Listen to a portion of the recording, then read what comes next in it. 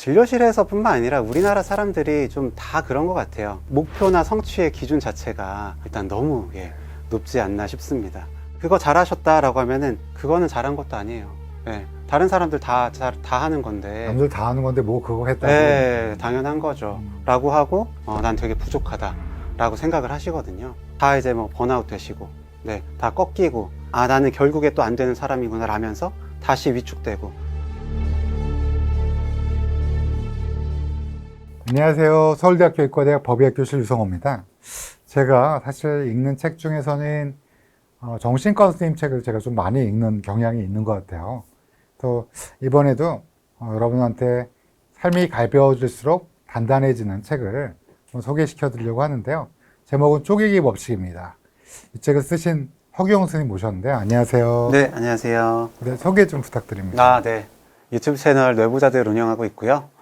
정신건강의학과 전문의 허규영입니다. 반갑습니다. 네, 저는 오늘 처음 뵀는데 제가 옛날에 팟캐스트를 뇌부자들을 막 열심히 노동할 때 뭐 논문 쓰거나 뭐 일할 때 막 열심히 들었던 기억이 나는데 실제로 뵙는 건 처음인 것 같아요. 그때부터 들어주셨다니까 정말 너무 좀 감사하고 영광입니다. 네. 그때도 막 지금 목소리도 좀 진실되고 약간 좋으시지만 그때도 시청자 팟캐스트는 구독자라고 하나요? 그 사연을 듣고 이렇게 보게 되면 그걸 설명해 주시고 해주는 게 되게 진정성이 있다. 그 내용도 뭐 좋았겠지만 제 기억으로는 되게 진정성 있는 의사 선생님들이 많이 잘해 주시는 뭐 그런 프로그램으로 기억을 하고 있었는데 오늘 처음 뵀는데 너무 잘생겨서 깜짝 놀랐습니다. 감사합니다. 이 책 일단 쪼개기 법칙이라는 스플릿업 책 제목을 처음 보신 분들은 뭘 쪼개는 거야 하고 뭐 이런 생각이 들 수 있는데 어떤 책인지 간단하게 좀 소개 좀 시켜주십시오. 네, 이제 제목이 쪼개기 법칙인데 사실 정말 이것까지 쪼갤 수 있어 라고 할 정도로 좀 다양한 것들을 좀 쪼개도록 해봤어요. 기본적으로 진료실에서 힘들어서 이제 오시는 분들 얘기를 듣다 보면 이분이 좀 왜 힘드실까? 어떻게 도와드릴 수 있을까? 고민을 하게 되는데 이 문제를 너무 크게 보고 계시다 보니까 내가 뭐부터 시작해야 될지 모르겠다. 이거 진짜 뭘 감당할 수가 없다. 그 압도돼서 아무것도 못 하시고 그러다 보니까 더 문제가 악화되는 그런 분들을 좀 많이 뵙게 된 것 같습니다. 그래서 뭐 정체성이든 감정이든 뭐 인간관계든 이제 다양한 문제들을 좀 쪼개서 내가 감당할 수 있는 크기로 좀 만들어 보자 라는 의미에서 좀 써본 책이고요. 그래서 좀 실제로 진료실에서도 이 방법을 사용해서 진료를 보고 있습니다. 그래서 이 책에는 사실은 수많은 이제 뭐 환자가 특정되지는 않고요. 이제 어떤 고민, 우리가 평상시에 앓고 있는 여러 가지 고민들 가지고 있는 환자들이 굉장히 많이 나와서 이건 내 얘기구나, 또 난 공감이 된다, 막 이런 게 하나쯤은 아니면 여러 개쯤은 걸칠 것 같은데요. 일단 목차를 보니까 나를 먼저 쪼개고 목표와 달성, 나의 감정도 쪼개고요. 그 다음에 관계, 그 다음에 일상과 습관 쪼개기. 전 개인적으로는 4장과 5장이 아주 재밌었는데요. 일단 1장부터 나의 내면을 쪼갠다는 걸 했었는데요. 다중정체성, 우리 모두 페르소나 가면을 여러 개 쓰고 있는 게 맞나요? 그럴 수밖에 없고, 교수님께서도 이미, 그 의과대학에서, 교수직을 하고 계시고, 또 이렇게 유튜브 활동도 하고 계시고. 그거야, 허규영 선생님도 환자를 보고 계시는 정신과 선생님이시지만 또 유튜버로서 아주 오래전부터 하고 계시잖아요. 네, 그렇게 하기도 하고, 집에서는 또 두 딸의 아빠기도 하고, 아내의 남편, 그리고 저희 집에서는 또 아들이고, 또 이제 그 장인 장모님의 사위이기도 하고, 사실 다양한 정체성들이 있는데, 많은 분들이 진짜 내가 뭘까? 이런 얘기도 많이 하시죠. 회사에서의 나랑 이제 집에 왔을 때의 내가 너무 다르다. 친구들이랑 있을 때의 나랑 또 혼자 있을 때의 내가 다르다. 진짜 내가 뭔지 모르겠다라면서 혼란스러워 하시고 거기서 좀 괴로움을 겪기도 하시거든요. 그래서 옛날에 내 속에 내가 너무도 많아 뭐 이런 노래도 있었잖아요. 그게 괴로운 거일 수 있죠. 네, 맞아요. 근데 그 괴로운 건 나를 특히 좀 어떤 하나로 좀 규정 지으려고 할 때, 맞아요. 진짜 정말 내가 누굴까라는 고민에 좀 빠지게 되면 그렇게 힘들어지시는 것 같습니다. 그리고 또 이런 경우도 있죠. 그러니까 나의 정체성을 너무 또 하나로 설명하려는 건데 네, 일에서의, 직장에서의 내가 너무 커버린 거예요. 네, 원래 나는 다중 정체성을 가지고 있는 게 당연한데 네, 사실은 그 중에 하나인 직장에서의 어떤 정체성이 완전히 다른 걸 잠식하는 경우도 있겠군요. 네, 맞습니다. 그래서 최근에 이제 회사 대표님이신데 그동안은 이제 굉장히 열정적으로 이제 사업체를 꾸려 오셨는데 최근 들어서 사실 사정이 다들 좀 어려우시잖아요. 힘드시고 최근에 일이 좀 많이 줄어드셨어요. 그래서 사실 여가 시간이 많아졌는데 이 일에서의 정체성, 네, 대표로서의 정체성이 너무 커지시다 보니까 이 삶이 흔들리시는 거죠. 네, 그래서 남는 시간에 뭐 골프도 쳐보고, 예, 친구들도 만나고 다양한 활동들을 하시는데 채워지지가 않으시는 겁니다. 네, 분명히 좀 이해는 되는데 제가 그분이랑 면담하면서도 어떤 일에 대해서 일의 의미가 어떻게 되시냐라고 하니까 별 고민 없이 그냥 삶이다라고 하셨어요. 아, 일이 삶이다. 그런 분 많아요. 네. 워커홀릭처럼. 뭐 의과대학에서도 많이 보셨겠지만 교수님 중에서는 정말 워커홀릭도 많이 계시잖아요. 네, 네. 사실 그러시기 때문에 그렇게 성공을 하거나 맞아요. 이제 잘 되신 부분도 있기는 하지만, 네, 그랬을 때 그 한 부분이 무너지면, 네, 완전히 내 삶 자체가 흔들리는 경우가 많이 생기는 것 같습니다. 어떻게 해야 돼요? 그래서 이제 다중 전체성을 좀 생각해 보셔라, 네, 라는 거고요. 그래서 저도 뭐 진료실에서 이렇게 좀 뭐 환자랑 좀 잘 안 되거나 병원 운영이 좀 어렵거나 해도 그래도 유튜브 요거 좀 잘 되고 있구나. 네, 이러면서 좀 버티기도 하고, 요거가 다 잘 안 돼도 이제 들어가면서 아빠로서의 역할 요거 좀 해봐야지. 요게 또 나를 좀 버티게 해주는구나. 라고 해서 좀 다양하게, 네, 다양한 나의 어떤 그런 정체성에 대해서 좀 생각해보고, 나를 하나로 규정짓지 않으셨으면 좋겠어요. 사실 이 책에는 부캐라는 말도 있잖아요. 네. 이거 사실은 뭐 부캐라는 말은 개그맨들이 무슨 일본 사람 흉내내고 막 뭐 이런 여러 가지 부캐 이런 게 있지 않나요? 뭐 이렇게 부캐 그러면 그런 거였는데 사실은 부캐가 이 책을 읽기 전에 제가 부캐가 있다는 생각을 못 해봤거든요. 근데 이 책을 읽어보니까 저도 유튜버로서 부캐가 있고요. 또 다중 정체성도 저도 많이 생각 못 해왔던 건데 여러 가지 해보니까 저도 되게 많은 정체성을 가지고 있더라고요. 네. 그런 게 좀 도움이 되겠네요, 확실히. 부캐라는 맞습니다. 게. 예, 그 다중처세성이나 부캐나 다 도움이 되고요. 연구도 있는데, 그러니까 6살, 7살, 6, 7세 아이들한테 너는 이제 뭐 집에서 아들이고 딸이고 그리고 학생이고 누구의 친구고 이런 이제 다중 정체성에 대해서 알려준 아이들이랑 그렇지 않은 아이들이랑 이제 퍼즐 블럭을 풀게 시킨 거예요.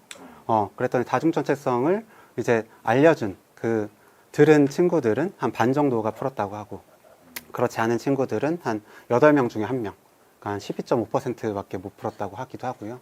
성인 대상으로 했을 때도 이 다중 정체성에 대해서 생각한 사람들이 장기적으로 우울이나 불안도가 낮았다고도 합니다. 저는 정말로 좀 부캐를 많이 해보셨으면 하는 게, 교수님께서는 하실지 모르겠지만 저는 게임을 되게 많이 하거든요.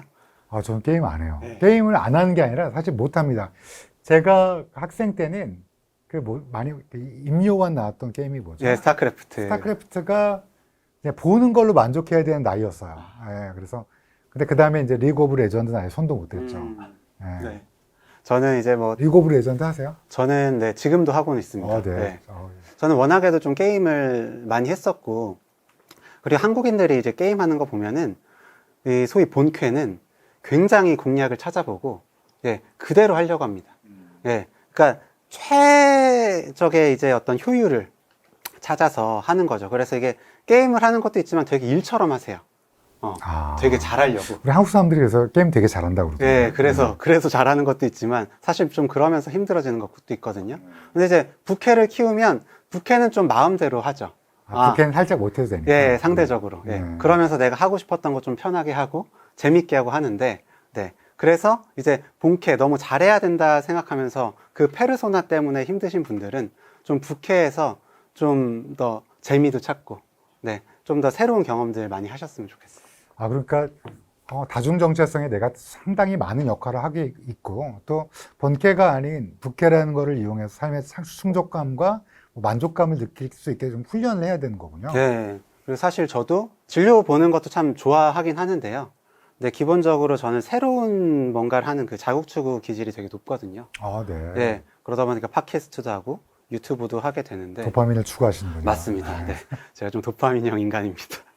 그래서 이제 유튜브를 통해서 뭐 그러면서 공부도 한 번 더 하고, 예, 만나서 이야기도 하고, 그래도 이렇게 책도 쓰고 교수님도 만나 뵙고 하는데 그러게요. 그 자체들이 사실 진료만 해서는 이루어질 수 없었던 거라서, 네, 저는 참 국회 활동을 제 스스로도 참 잘했다, 예, 그렇게 생각이 들어서 또 많은 분들한테 추천을 드립니다. 그래서 저는 일장에서 뭐 나의 내면 쪼개기에서 사실은 이 책의 미덕이 뭐냐면 각 챕터의 마지막에 보면 실천 가이드가 나와요. 이게 단단한 나를 만들면 그럼 어떻게 해야 되나? 이 책엔 수많은 내용이 나와 있긴 한데요. 일단 자기 효능감, 자기 조절감, 자기 안정감 뭐 이 세 가지를 어떻게 평가해야 되냐?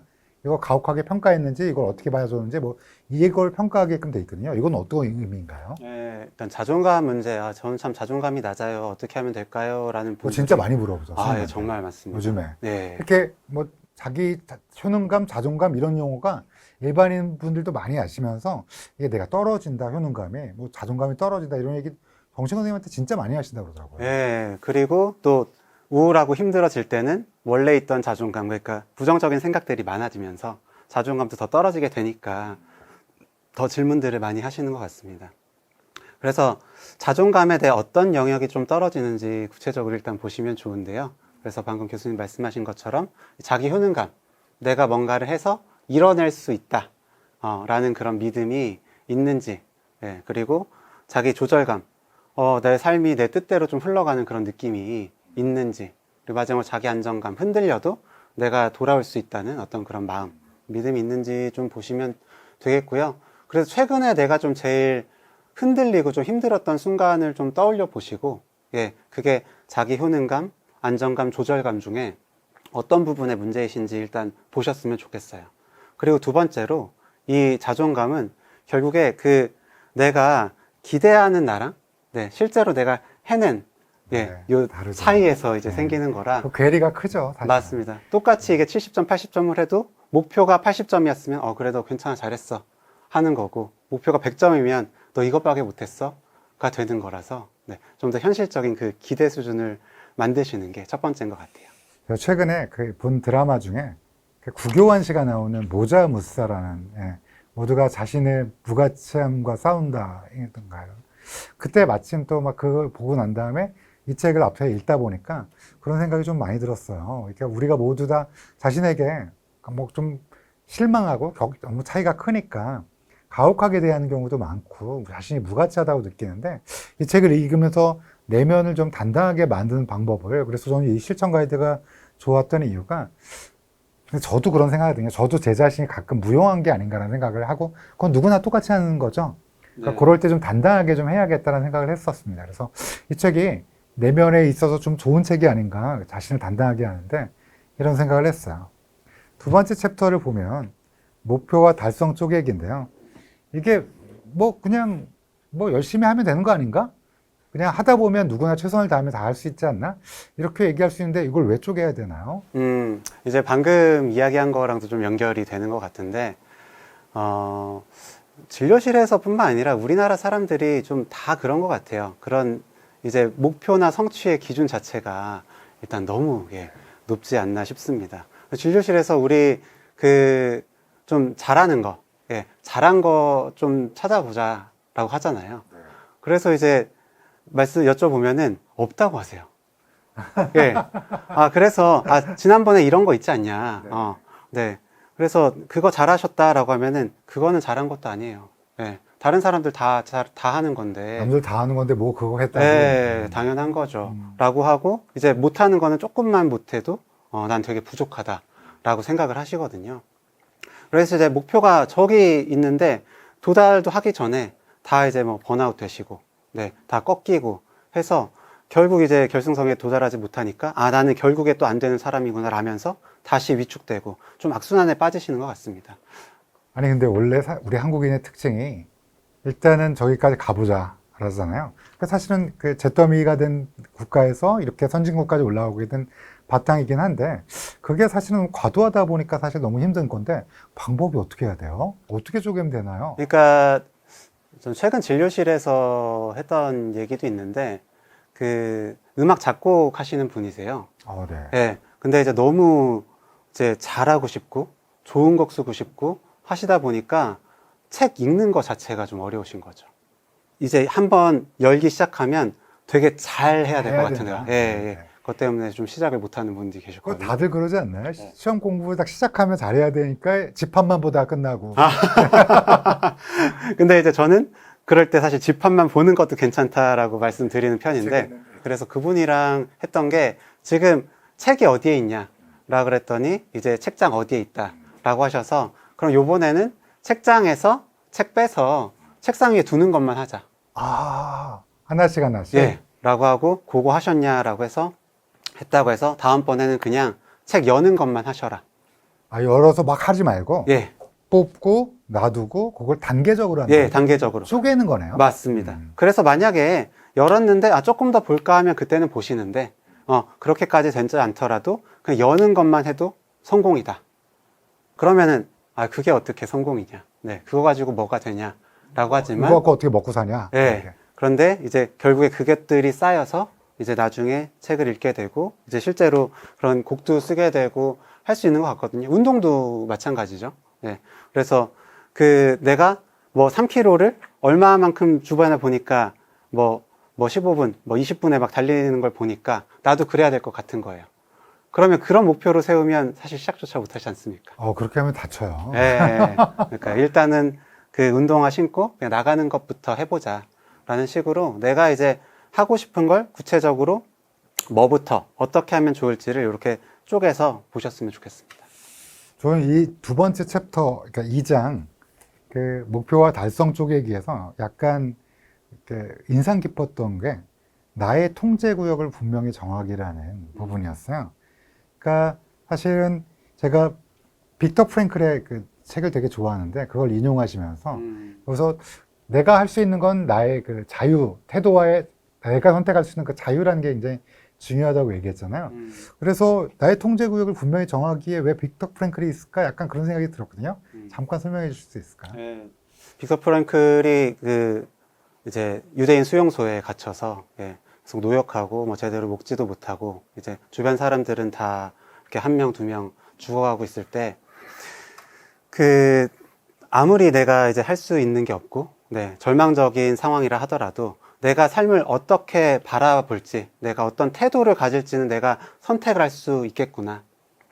그렇게 생각하는 사람이 실제로 버티고, 나와서 어떤 이제 그 일도 좀 하는 경험을 했던 거죠. 그래서 보면은 하루 중에 제 뜻대로 되는 일이 하나도 없어요. 많은 분이 많이 계시고, 이게 또, 사회초년생 분들은 그래도 실무하시는 분들은 그래도 내가 요거 하면 되겠구나. 요거 하면 이런 결과가 나오는구나. 하는데 연차가 이제 점점 쌓이게 되면은 그때부터는 뭐 내가 하는 거는 뭐 눈에 잘 보이지도 않고 뭔가 좀 잘못되고 안 되는 것만 보이고 그러다 보면 진짜 내 뜻대로 되는 건 하나도 없구나 라고들 말씀을 하시거든요. 뭐 그런 부분이 있는 것도 사실이지만 그렇게 말로 꺼내다 보면은 정말 통제감을 잃게 되고 우울해지고 불안해질 수 있는 건데 사실 이분이 뭐 어느 병원에 갈지 그리고 어떤 시간에 저를 와서 이제 이야기를 할지 그리고 여기 와서 하시는 이야기들 보면은 이런 것 다 본인이 선택한 통제 하에 있는 일들이거든요. 근데 이런 것들도 많은 부분을 이 큰 거를 통제해야 된다는 생각을 좀 하다 보니까 통제에서 어긋나는 것들이 계속 생기고 좀 더 좌절이 되는 것 같아서 이 통제를 생각하실 때도 좀 작게 내가 할 수 있는 것 작은 거에서 통제감을 얻으셨으면 좋겠다라는 의미에서 좀 그렇게 넣어봤습니다. 제가 또 이 책에서 3장, 큰 3장으로 보면 나의 감정을 쪼개라라고 하셨는데요.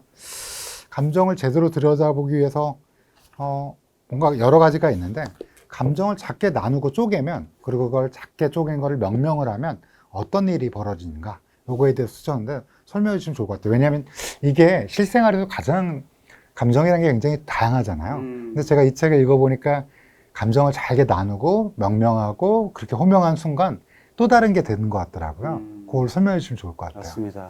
교수님은 지금 좀 기분이 어떠세요? 저는 기분이 신기하죠.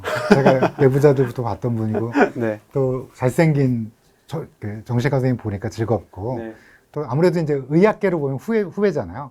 역시 장강의 직물결이 세구나 뭐 이런 생각을 하면서 보고 있죠. 아직 한참 부족합니다만 감사합니다. 근데 이제 보통 기분이 어떠세요? 라고 여쭤보시면 보통 괜찮아요. 네, 뭐 별로예요. 네, 좋아요. 이 정도로 말씀을 하시거든요.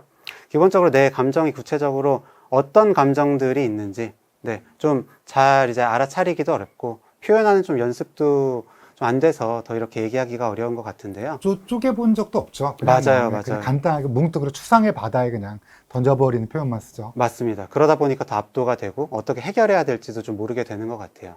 그 감정을 이제 이름 붙이는 거에 대한 연구가 있는데 UCLA에서 이제 리버만 박사 연구팀이 그 펑셔널 MRI, 예, 이제 그 실험자를 두고 뭐 화난 얼굴이나 두려운 얼굴을 이렇게 보여준 거예요. 그럼 이제 우리가 공포, 불안과 관련된 뇌의 부위인 이제 편도체가 예, 확 활성화가 되는데 그때 화난 얼굴이다, 좀 두려워 보인다. 이런 식으로 그 감정을 말로 표현하게 했더니 이 편도체의 활성이 줄어드는 걸 이제 봤습니다. 오히려 명명을 한 순간 네, 이게 내가 느끼고 있는 게 두려움이구나, 공포구나. 맞습니다. 뭔가 이렇게 명명한 순간. 예, 명명을 하니까 이 감정은 이렇게 하면 되겠구나 라는 걸 2차적으로 좀 알 수 있게 되기도 하고요. 그리고 관계에서도 도움이 될 수가 있는데 우리가 그 남메시지법 하라고 얘기 많이 하잖아. 아이메시지법. 야, 너 왜 그렇게 말해? 너 왜 나 무시해? 이게 아니라 네가 그렇게 말을 하니까 내가 좀 무시당하는 느낌이 든다. 좀 부끄러운 마음이 든다. 라고 하라고 하는데 이렇게 하려면 기본적으로 내 감정이 어떤지를 알아야 되거든요. 예. 네. 그래서 내 감정에 대해서 알면 나의 스스로의 어떤 불안이나 우울도 다룰 수 있고 관계도 조금 더 수월하게 하실 수가 있을 것 같습니다. 근데 사실은 감정을 느끼는 걸 쪼개고 하는데 사실 현대사회에서 우리한테 굉장히 괴로운 여러 가지 감정들이 있잖아요. 그 감정이 예를 들면 인정욕구, 외로움, 불안, 이거 다 자책, 이거 다 정신과 선생님들이 만나게 되는 수많은 환자분들의 어떤 마음일 것 같은데요. 이것도 쪼갤 수 있을까요? 네, 다양한 감정들 정말로 필요하고 중요한 감정들이기도 한데 진짜 필요하긴 하나요? 제가 약간 궁금한데 이 책을 읽었지만 네. 외로움 필요한가요? 저는 감정은 기본적으로 다 행동을 만들어내는 행동을 만들어내기 위해서 필요하다고 생각을 합니다. 외로움을 느끼지 않으면 우리는 사람과 연결되려고 안 할 테니까. 네. 그래서 외로움을 그래서 적당히 느끼는 게 중요한 거지. 자책도 필요하고. 예, 자책도 나의 어떤 행동을 점검하고 더 나은 사람이 되기 위해서는 분명히 필요하다고 봅니다. 문제는 너무 많은 자책 때문에 오히려 시작 자체를 못하게 만드는 게 문제인 것 같고요. 그런 거는 이제 자신의 감정은 이쪽에서 명명하는 순간 그것이 굉장히 도움이 된다고 말씀하셨는데, 근데 지금 방금 말씀드린 거 자책감, 자책이 든다든지 외로움, 그다음에 뭐 불안함. 저도 가끔 잠자다가 딱 깨는데 갑자기 불안한 게 있어. 내일 뭘 해야 되는데 지금 잠들면 혹시 그거에 대해서 못하지 않을까? 한 4시쯤 깬단 말이에요. 그럼 너무 불안감이 들어요. 그런 불안도 있고 또 내가 미래에 어떻게 될까? 뭐 이런 불안감도 있을 수 있잖아요. 은퇴한 다음엔 내가 어떻게 살까? 이런 불안감도 있는데 불안에 대해서는 어떻게 대처해야 돼요? 예, 불안도 좀 쪼개서 나눠 볼 수가 있는데 전두엽 불안이랑 편도체 불안. 네. 이렇게 좀 일단 나눠볼 수가 있겠죠. 편도체 불안은 좀 더 신체적으로 나오는, 두근거리고 막 떨리고 숨이 답답해지고 뭐 화끈화끈하고 이런 거 보시면 되는데 그런 불안 증상이 심하다라 그러면 이완을 하시는 게 좋습니다. 어떻게 하면 이완하세요? 예, 심호흡 천천히 하시는데 코로 들이마시시고 입으로 쭉 내쉬시고요. 들이마시는 것보다 내쉬는 걸 2배 이상 길게 하시면서 패닉 올 때랑 비슷한 예, 거. 맞습니다. 편도체 불안. 네. 또 스트레칭 같은 거. 예. 그런 게 이제 편도체에서 생기는 불안, 편도체 관련된 불안에 효과적인 거고, 전두엽 불안은 예, 전두엽 불안은 생각이 만들어낸 불안이니까 방금 교수님께서 말씀하신 내가 내일 가서 어떻게 하지? 미래에는 내가 잘 살 수 있을까? 이런 생각들이 들 때는 저는 질문하시라 그래요. 네. 내가 지금 할 수 있는 게 있는가? 예. 지금 할 수 있는 게 있는가? 지금 할 수 있는 게 있는가? 그럼 어떻게 대답을 해야 될까요? 네, 만약에 제가 오늘 여기 와서 얘기 잘할 수 있을까? 라고 했을 때 네, 너무 잘하고 계신데. 네. 감사합니다. 그러면은 그때 내가 지금 할 수 있는 게 있나? 라고 하면 저는 보통 가서 첫인사 어떻게 할지만 생각하자. 다른 건 몰라도 여러 가지 내용 중에 요거만 요렇게 전달해 보자. 예, 라든지 아니면은 뭐 리액션만 잘해 보자. 라든지 그런 거를 좀 생각할 수도 있고 아니면은 미리 제 책 한 번 더 읽어보는 그런 것들을 지금 할 수 있는 일이겠죠. 그리고 만약에 지금 할 수 있는 게 없구나 예, 라고 하면은 이제 흘려 보내시는 거죠. 아, 지금 내가 고민하고 불안해 해봤자 사실은 크게 해결책이 없다 그러면 네. 그거를 그 마음속에 흘려보내는 게 제일 좋은 거군요. 맞습니다. 그런데 그게 나누기 전에는 안 되죠. 아, 그렇네요. 그 나눈다는 게 굉장히 중요하네요. 예. 이걸 그냥 막연하게 불안으로 느끼고, 그것 때문에 압도당하고, 그것 때문에 수면을 못 자고, 그러면 계속적으로 악순환이 돌아가는데, 이거를, 아, 내가 왜 해결할 수 있는가 없는가, 일단 나눠보고, 스피드업 네. 해보고, 그다음에 그거에 의해서 반응한다. 아까도 사실은 여러 가지 감정도 쪼개보면, 사실은 조금 더 약화되고, 조금 더 나에게 적응이 되는 것처럼, 실제적으로 불안감이나 또 외로움, 이런 것들도 실제로 이렇게 쪼개보면 여러 가지 효과가 있는 게 분명하군요. 네, 맞습니다. 외로움도 이제 말씀해 주셔서 조금만 더 말씀을 드리면, 외로움도 이렇게 보면은 실제적으로 주변에 사람이 없어서 외로운 것도 있고, 네, 아니면 내가 깊은 소통을 원하는데 그게 안 돼서 외로운 경우도 있잖아요. 일단 그렇게 나눠보고 내가 부족한 게 뭔지에 따라서 조금 이제 해결해 보실 수도 있겠죠. 사람이 없다거나 사람이 없다 그러면 어떻게 해야 될까요? 예를 사람이 들면? 없다 그러면 처방은 어떻게 주실까요? 저는 그냥 일단 사람 있는 대로 가시라고 해요. 예, 몰이든 그게 서점이든, 네. 사람 있는데 안에 있는 것만 해도 실제로 연구가 좀 외로움, 불안도가 좀 낮아진다고 하거든요. 실제로 탑골공원에 많이 계신 노인분들이 사실은 되게 즐겁게 지내신데 우리가 보기에는 저기서 앉아서 뭐 하시나 뭐 이렇게 젊은 분들은 그렇게 생각할 수도 있는데 방금 우리 선생님 말씀하신 거 들어보니까 실제로도 그렇게 사람이 많은 곳에서 내가 어떤 존재고 또 나와 비슷한 동년배가 있으면 더더욱 더 괜찮은 게 느껴지겠네요. 맞습니다. 그러면 그런 외로움이 아닌 사람이 없는 거 말고 실제로 관계에서의 문제에서 외로움은 어떻게 처방해 주세요, 보통? 네, 관계에서의 그떤 외로움들은 그것도 보통 상대에 대한 어떤 기대, 예, 기준이 좀 너무 높아서 생기는 경우들이 좀 많은 것 같아요. 그래서 뭐 우리가 소위 여자친구다, 남자친구다, 라 그러면 나한테 때때로 이제 연락도 계속 잘 해줘야 되고, 연락도 잘 받아줘야 되고, 예, 힘들죠. 그리고 내 이야기도 잘 들어줘야 되고, 그럴 때 공감도 잘 해줘야 되고, 위로도 해줘야 되고, 뭐 스킨십도 해줘야 되고, 뭐 필요하면 경제적인 어떤 서포트도 해줘야 되고, 이런 이제 너무 많은 것들을 좀 기대하다 보니까 이게 충족이 안 돼서 좀 괴롭고, 내가 이 관계를 계속 나가는 게 무슨 의미가 있나? 라면서 좀 힘들어지시는 것 같아요. 그때는 선생님 찾아뵙고 해도 되고 이 책에서 사실 나오는 여러 가지 것들 읽어봐도 굉장히 좋을 것 같아요, 제 생각에.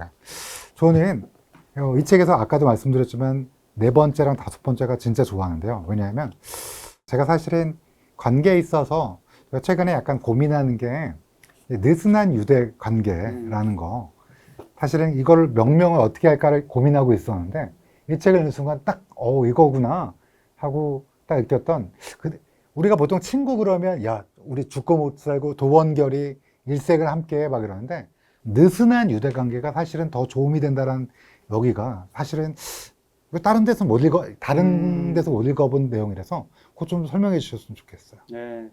요즘에 이제 진짜 친구가 나한테 있나? 네. 사실 유튜브 보면 많은 심지어 정신과 선생님이 나와서 친구 다 필요 없다, 혼자 살아야 된다, 막 이런 얘기를 하잖아요. 그런 얘기들이 계속 나오는 게 왜 그럴까라고 생각을 해보니까. 정신과 선생님도 그런다니까. 네. 그러니까 그거 역시도 관계에서 상처받은 사람들을 너무 많이 보시다 보니까. 선생님들이. 네. 그런 얘기들을 좀 하시는 것도 같아요. 그래서, 그럼 내가 문제가 아니구나. 친구 없어도 되는구나. 라는 좀 생각을 하면서 좀 위로가 되시는 것도 있는 것 같은데. 위로를 주시기 위한 거죠. 예, 그러시지 않을까. 예. 근데 느슨한 유대관계란 건 우리가 생각하는 진정한 친구, 내가 뭐 언제나 전화했을 때 바로 오고 막 이런 게 아니더라도. 네. 맞습니다. 저는 친구가 있어야 된다고 생각을 해요. 네, 사회적 동물이고 친구가 있어야 된다고 생각을 하는데, 다만 그 기준이나 기능을 조금 작게 쪼개서 다양하게 좀 보자는 거죠.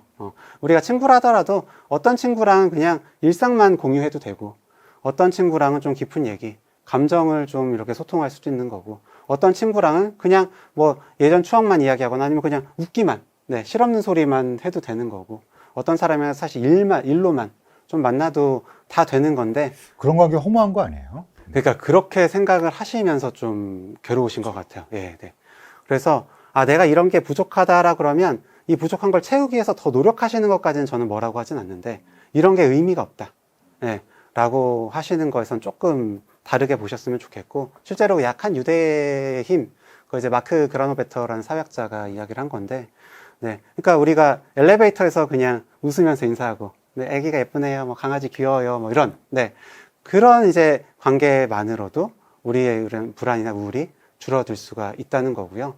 그래서 저는 이제 자주 이야기를 하는데, 저는 뇌부자들 멤버들을 자주 보잖아요. 예. 그래서 보면은 고민 상담을 하거나 어떤 이제 뭐 같은 주제에 대해서 이야기를 할 때 너무 생각이 똑같아요. 좋은 점도 있고 나쁜 점도 예, 있어요. 맞습니다. 예. 너무 생각이 비슷하기 때문에 결이 비슷해서 편안하고 좋은 것도 있는데 다른 시각 제한을 잘 못하는 것도 있습니다. 예. 그런데 결국에 우리는 끈끈하지 않더라도 새로운 사람, 네. 좀 이제 느슨한 관계가 있어야 좀 창의적인 부분에서도 좀 발달할 수가 있잖아요.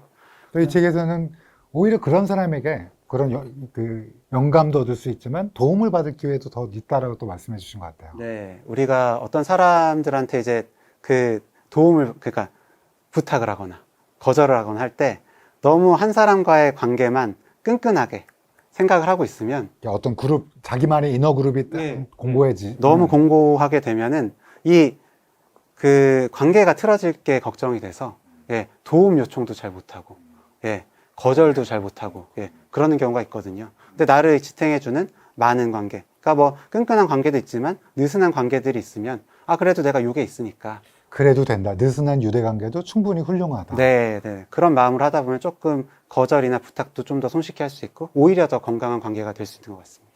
제가 막 이렇게 소위 얘기하는 뭐 죽고 못 사는 친구가 많이 없어요. 그냥 느슨한 유대 관계가 오히려 많거든요. 그래서 내가 혹시 잘못됐나? 막 이런 생각도 하고, 그게 오랫동안 하고 있었던 고민인데, 제가 이 책을 읽고 조금 도움을 받았다고 할까? 좀, 저보다 훨씬 뭐 젊으시고 그러신 분이지만 되게 인사이트가 있었고요. 제가 요즘에 가장 고민하는 게 뭐냐면, 제가 일이 너무 많아요. 그러니까 일이 많은데, 그 중에 하나가 거절을 못하는, 예를 들면, 누가 어디에서 이것 좀 맡아달라. 근데 그걸 하면 제가 가지고 있던 여유 시간이 없어질 걸 아는데, 근데 이걸 내가 거절하면 이 사람이 싫어할 거고, 그러면 내가 혹시 여기에 관심이 있어서 또 여러 가지 할 수도 있으니 하면서 거절을 못 했거든요. 근데 이 책을 보고 앞으로는 잘 거절해야겠다. 잘 부탁하고 잘 거절하게. 사실 이거와 관련된 책은 많이 읽었지만 이 책이 제일 나이스하게 읽혔어요. 너무 감사합니다. 어떻게 하면 잘 부탁하고 저 어떻게 거절해야 될까요? 네. 그래서 이제 거절하실 때 너무 교수님께서 말씀을 잘 해주셨는데 이 사람이 날 싫어하지 않을까? 네. 싫어하면 관계가 틀어지지 않을까? 라는 좀 그게 너무 두려워요. 사실 안 볼 수도 있는 사람도 있거든요. 근데 누구에게나 좋은 인상을 심어주고 싶은 마음이 있어요. 맞습니다. 네. 그러다 보니까 이제 거절을 못 하시는 분들이 많이 계시고 저도 사실 잘 못합니다. 인상을 보니까 잘 못하시게 생겼어요. 거절을. 네. 거절도 못하고 부탁도 못하고. 근데 이 책을 쓰셨잖아요. 네. 제가 고민이 되는 걸 그래서 좀 많이 쓰게 되는 것 같습니다. 그래서 제가 제 친구들, 정신과 간 친구들 보면 자기 고민 해결하러 가는 애들이 많더라고요. 맞아. 그런 사람들도 있죠. 네. 농담입니다. 아닙니다. 네. 실제로 좀 그런 부분들이 저도 많이 보고요. 네. 어떻게 하면 잘 거절할 수 있을까요? 그래서 거절도 좀 쪼개서, 네. 전면 거절. 이 책은 일관되게 쪼갭니다. 진짜로. 네. 제가 처음부터 끝까지 보는데. 이제 전면 거절은 이제 그냥 안 된다고 단호하게 이야기를 하시는 거죠. 네. 교수님 요번 자리에 있는데 혹은 요번 강의 혹시 좀 맡아주실 수 있을까요? 라고 하면은 요번에는 뭐 시간이 없어서 안 되겠습니다. 라고 했을 때 그러면 요번에는 좀 안 되시더라도 좀 한 달 뒤에 있는 그래요. 네, 요거는 좀 안 되실까요? 그때 혹시 시간 괜찮으세요? 라고 하면은 그때도 좀 어려운데 그럼 이제 부분적으로 네, 제가 할 수는 없지만 혹시 그 시간 할 수 있는 사람을 제가 좀 구해보겠습니다. 네, 라는 식으로 좀 거절을 할 수도 있고 아니면은 꼭 정말 좀 교수님이랑 하고 싶어서 그러는데 안 되시겠냐라 그러면은 제가 뭐 직접 가서 좀 하는 건 안 되지만 뭐 줌으로 비대면으로는 좀 해보겠다 이런 식으로 하면은 이제 그 정도만 저쪽에서 수락을 하거나 아니면 좀 안 되겠죠. 그러니까 실제로 자기주장 훈련이라고 해서 네, 이런 이제 거절 못 하시는 분들을 대상으로 어떤 인지행동 치료 같은 걸 하는 것도 미리 할 얘기를 좀 정해두고 이제 시뮬레이션 하면서 하도록 하는 거예요. 요렇게 할 때는 요렇게 하세요. 그래서 너무 전면 거절, 전면 수락 요런 것만 생각하지 마시고 그 중간에 다양한 조건부들이 있고 그리고 우리가 이제 아까 이 사람이 나를 싫어하면 어떡하지? 네, 내 마음을 오해하면 어떡하지? 라는 생각, 걱정이 있다면 내 마음은 표현하되 행동은 좀 쪼개서 그러니까 같이 하고 싶은 마음은 있고 네가 너무 좋기는 하지만 그래도 내가 안 되겠다. 네, 이런 식으로 좀 거절하시면 좋을 것 같습니다. 어쨌든 한 번엔 잘 안 되고 조금씩 해보시면 좋겠어요. 여기 인지행동치료 이 책에 자세히 잘 나와 있어요. 그래서 이걸 읽고 이제 마음속에 잘 간직하고 앞으로는 이렇게 해야겠다 그러는데 또 거절을 못할까봐 약간 다시 한번 읽어야겠다는 생각이 들고요. 그 다음에 이제 또 재밌게 읽었던 게 비교예요. 제가 이거 읽고 되게 재밌었던 게 통업하시죠. 네, 저 동업합니다. 네. 근데 이제 그분이신 것 같은데 제 생각에는 그분은 환자가 많고 환자가 적은 날을 어느 날 봤을 때 그때 되게 뭐라고 마음속에 그 상황이 이제 제가 뭐 환자분도 노쇼하고 예약이 없어서 한참 동안 진료실에서 놀고 있는 거예요.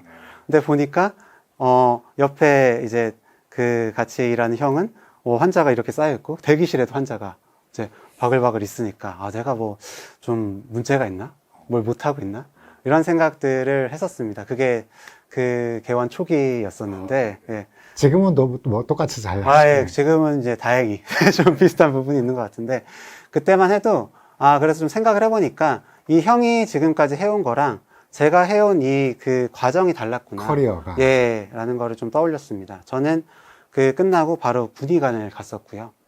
그분은 이제 군보, 예. 저희가 얘기하는 군대 미리 갔다 오신 예, 거예요. 그 형은 이제 다른 과, 네, 다른 과에 있다가 이제 의전원 비슷하게. 수능을 봐서 이제 다시 돌아왔는데, 네. 근데 이제 그 형은 어쨌든 끝나고 바로 이제 병원, 봉직의 생활을 하면서 환자를 많이 보셨겠네요. 많은 환자들을 보고 경험이 이만큼 좀 쌓였던 거예요.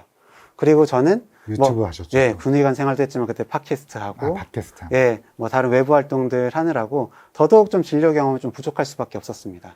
그걸 그렇게 맥락을 하나씩 쪼개신 거군요. 네. 그래서 맥락을 비교하니까 내가 자책만 할 건 아니구나. 그렇다면 내가 어떻게 하면 좋을까가 그제서야 좀 떠오르고 좀 해볼 수가 있었던 것 같아요. 예. 이게 바로 쪼개기입니다. 네. 지금 얘기하신 게 이게 이제 저도 그래서 만약에 저도 샘날 때도 있고 비교를 다 했을 때 뭔가 내가 부족한가로 슬플 때도 있고 그렇거든요. 나는 왜 안 될까? 뭐 이런 거 생각했는데 근데 그게 알고 봤더니 제가 그걸 맥락을 비교하고 했던 거더라고. 얘는 왜 벌써 이 나이가 40대인데 집을 사고 나는 왜 집이 없어? 이런 환자 너무 많은 L씨라고 나오던데요. 그럼요. 예. 그런 분들 너무 많으시고요. 네. 여기 사례에서도, 네. 다른 친구는 차 사고 집 사고 막 결혼하고 했는데 나는 지금 아직 빚이 있고, 차도 없고 집도 없다. 라고 했는데 사실 그분 말씀 들어보면 학자금 대출도 있었고, 예. 지금도 계속 집에 생활비 대드리고 있고, 이런 이제 맥락이 너무나 좀 달랐던 건데, 좀 비교하면서 자책하고 좀 힘들어 하셨던, 이 분뿐만 아니라, 네. 저도 사실 계속 좀 그럴 때가 많이 있는 것 같습니다. 사람은 누구나. 그게 없으면 사실 네. 또 더 문제이기도 한데, 그거를 갖고 만약에 마음에 상처를 입는다든지, 지금 내가 하고 있는 일에 문제가 있을까봐, 그걸 방지해 주는 게 선생님의 목적이고, 이 책의 목적인 거죠. 맞습니다. 비교는 사실 자연스러운 인간의 어떤 감정이고, 네, 기능이고, 안 할 수는 없는데, 그게 이제 열등감에서 끝나는 게 아니라 이제 열패감, 네, 완전히 스스로 무너지게, 만들게만 전 안 했으면 좋겠고, 그러기 위해서 맥락도 보고, 네, 그 사람이 잘하는 영역과 내 영역도 좀 비교해서 보고, 좀 다양하게, 다양한 방식으로 쪼개서 비교하시면 좋겠습니다.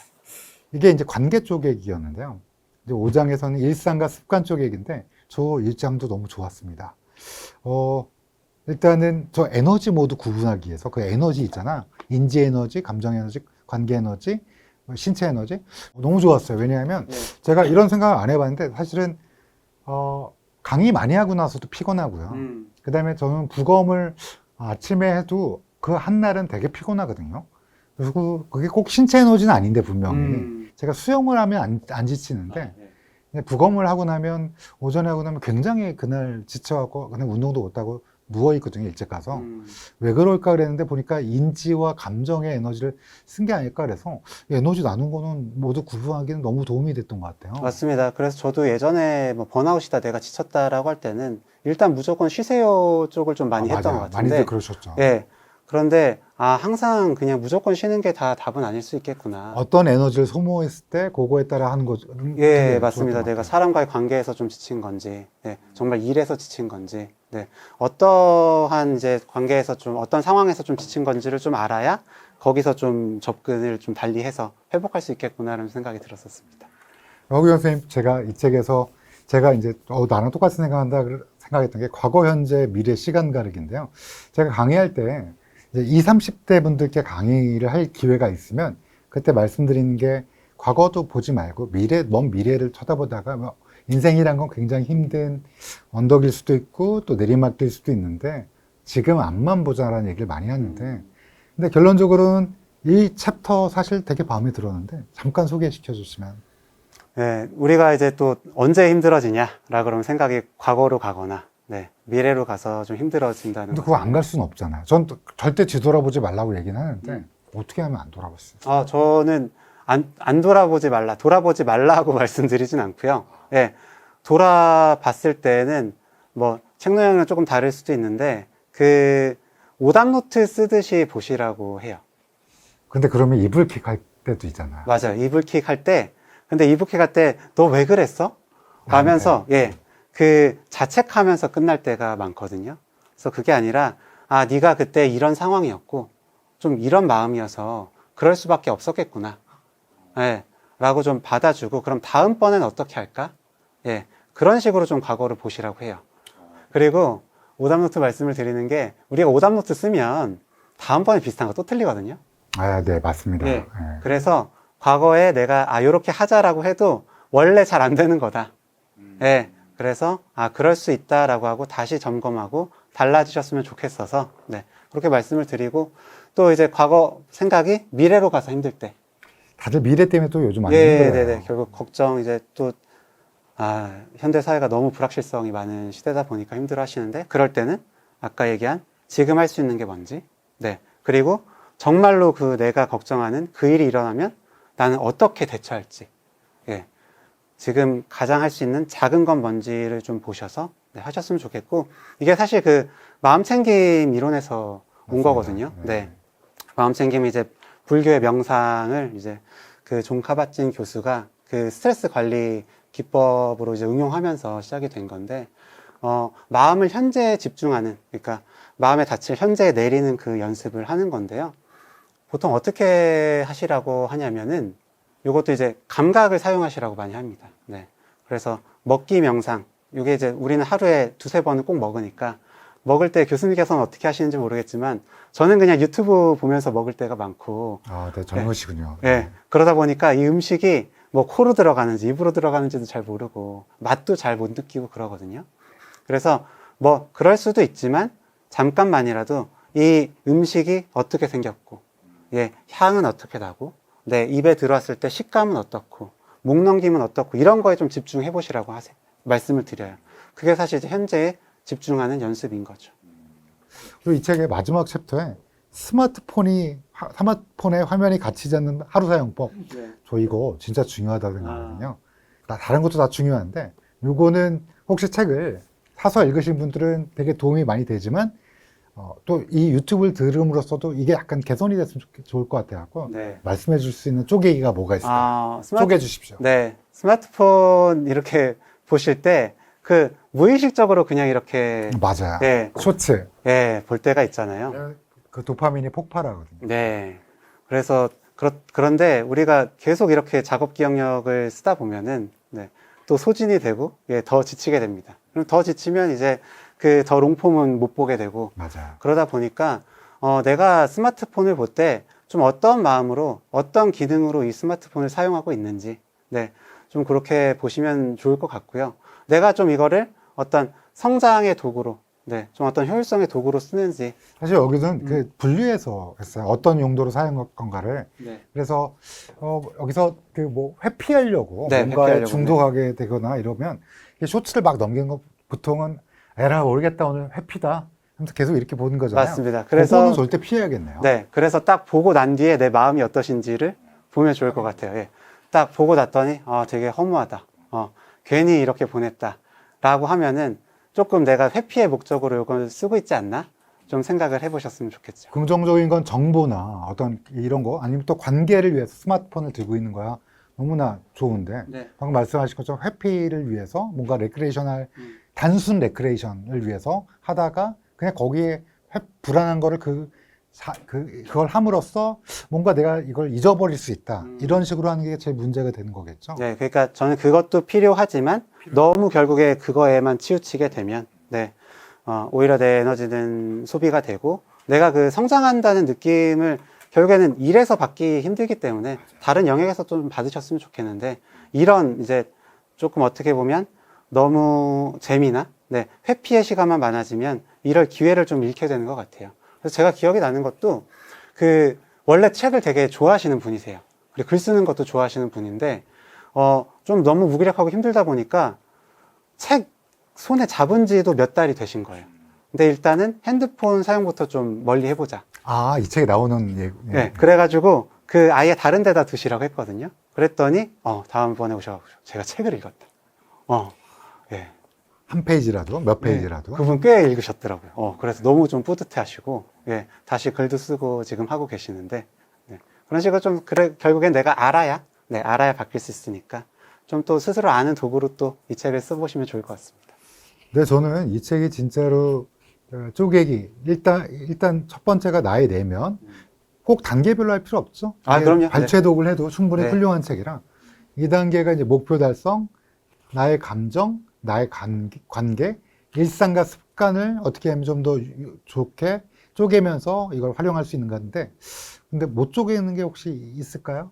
이 책에서는 거의 대부분을 마음 관련된 걸 거의 다 쪼개는데 작가님이 우리 선생님이 그럼에도 불구하고 못 쪼갠 거 혹시 있을까요? 그런 게 궁금해요. 사실 뭐 쪼개기는 다양하게 더 해볼 수도 있을 것 같은데요. 그냥 이제 저도 개인적으로 좀 잘 안 돼서 힘든 거 말씀을 그냥 좀 드려보자면은 저도 계속 비교하면서 힘든 게 제일 고민인 거는 같습니다. 비교. 예. 네. 그리고 제가 앞에 말씀드렸던 거랑 조금 어떻게 보면 좀 뭐야 싶으실 수도 있는데 정체성이 많잖아요. 맞아요. 예. 다중정체성이니까. 예. 다중정체성이 저를 버티는 또 힘이 되기도 하지만 또 다양한 영역에서 비교하거든요. 그렇네요. 아빠로서 아내가 네. 당신은 뭐 하는 거야? 막 이럴 수도 있고. 할 수 있고 그리고 책이 나왔는데 다른 인문 서적이나 자기 별 서적은 얼마나 잘 나가고 있나 보면서 계속 비교하고 유튜브도 사실 다른 채널들이랑 비교하진 않지만 심리나 그 의학 채널들이랑은 또 비교하게 되거든요. 그렇죠, 아무래도. 예. 진료할 때도. 이 사람 왜 이렇게 많이 나와? 막 이래서. 네, 그러니까요. 네. 똑같은 주제인데 왜 이렇게 잘 나오지? 뭐 이런 것들 계속 좀 끊임없이 비교하고 좀 힘든데 그래도 전과 다르게 그런 맥락이나 영역으로 비교하면서 좀 스스로를 지킬 수 있게는 된 것 같습니다. 그럼에도 계속 연습하게 되는 것 같아요. 이렇게 이 수많은 문제, 내면적 문제부터 시작해서 삶의 의미 문제 이런 것들을 처음에는 이게 뭐야? 쪼개기 법칙 이랬는데 진짜로 그랬습니다, 처음에는. 근데 이 책에서 보니까 처음부터 끝까지 줄기차게 한 건 이 쪼개기라는 거를 통해서 내가 커다랗게 직면했던 어떤 거대한 괴물이라고 생각했던 문제가 사실은 쪼개고 이럼으로써 이게 내가 극복할 수 있고 또 내가 넘어갈 수 있는 허들이라는 걸로 느껴지게 된다는 면에서 굉장히 유용한 책이라고 굉장히 도움이 되는 책이라고 생각합니다.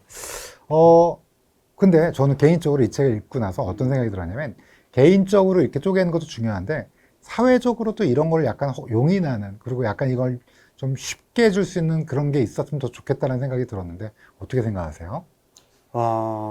전 사회적으로도 어쨌든 이렇게 좀 작게 해내는 것도 괜찮은 거다. 예.